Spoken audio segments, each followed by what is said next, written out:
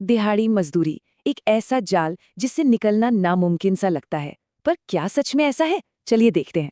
रोज के सिर्फ 400 रुपए, मतलब महीने भर की हाड़ तोड़ मेहनत के बाद भी हाथ में आते हैं सिर्फ 12,000।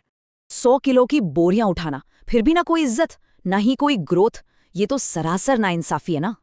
तो बड़ा सवाल ये है, बिना किसी बड़ी डिग्री या लाखों की पूंजी के आखिर इस दलदल से निकले कैसे? लेबर चौक पे काम का इंतजार करने के बजाय अपना काम खुद बनाना, यही तो असली आजादी है।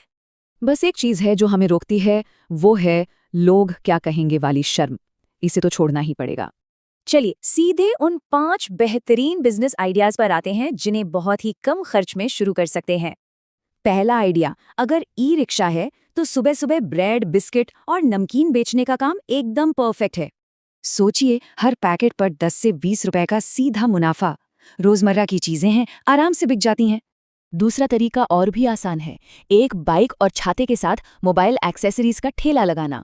ईयरफोन, स्क्रीन गार्ड या चार्जर, इनकी डिमांड तो हमेशा रहती है। और सबसे बड़ी बात, कोई दुकान का किराया नहीं। तीसरा आइडिया है सड़क किनारे की सेल। किसी शांत लेकिन चलते फिरते रास्ते पर एक चटाई बिछाइए और काम शुरू। बेल्ट, पर्स या सनग्लासेस जैसी चीजें आते जाते लोग इन्हें देखते हैं और खरीद ही लेते हैं। ये एकदम शानदार है। चौथा ऑप्शन है चाय नाश्ते का ठेला।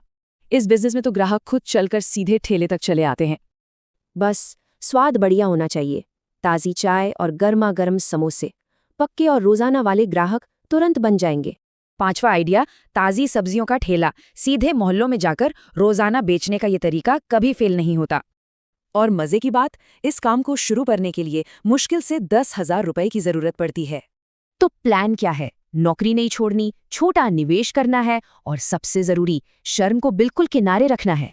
हाँ, एक चेतावनी, शुरुआत में ही बड़ी दुकान या महंगी मशीनों के चक्कर में पड़कर कर्ज बिल्कुल नहीं लेना है। लेबर चौक से कामयाब यूट्यूबर तक का सफर साबित करता है कि ये छोटे व्यापार सच में काम करते हैं।